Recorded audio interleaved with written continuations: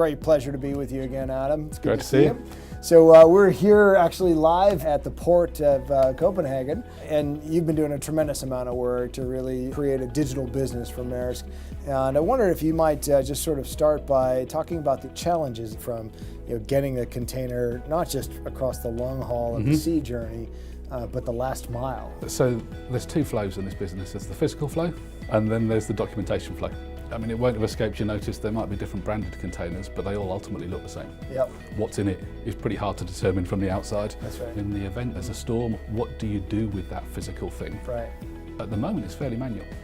If we're shipping something from Asia to Europe via Spain, if for some reason we can't go via Spain and we're choosing to go via North Africa, the export documentation needs to be different. So the ability to be nimble is very expensive. Yep. Actually connecting the paperwork flow, the data flow with the physical flow gives the ability to make choices in real time. It sounds like there's a huge opportunity. So let's talk about productivity on board. You've also shared with me that sometimes these ships can basically sit idle for hours. How do you see technology improving there?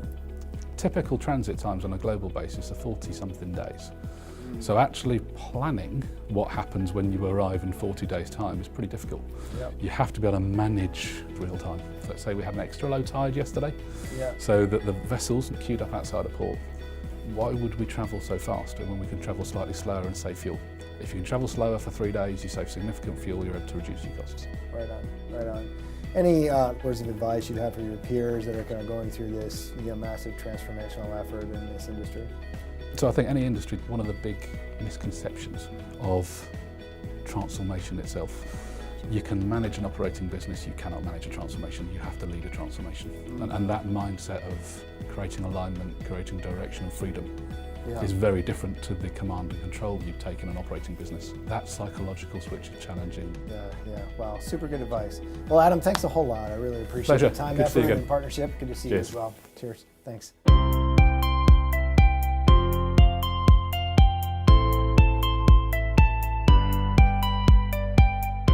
Abraham, we're just chatting with Adam a few moments ago, and you and he are sort of like two partners in crime on MAERSK's overall digital and technology strategy and weaving together the future vision for the companies.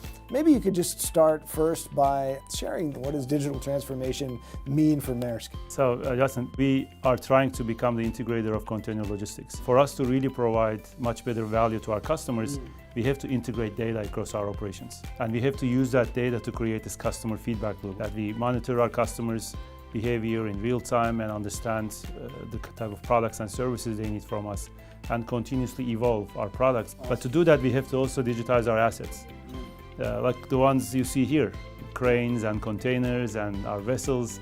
And we have to collect all this operational data for visibility, to understand productivity and increase utilization. Right. So there's a lot of work we are doing to really take MAERSK to the next level, using digital as an accelerator and a facilitator of change. Awesome.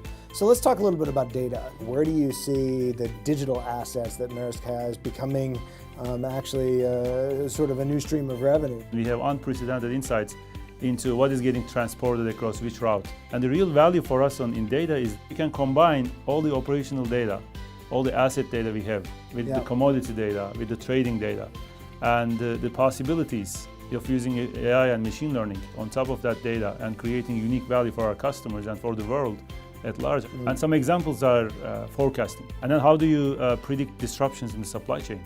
And in the asset case, obviously predictive maintenance. The impact for a business of our scale is really huge.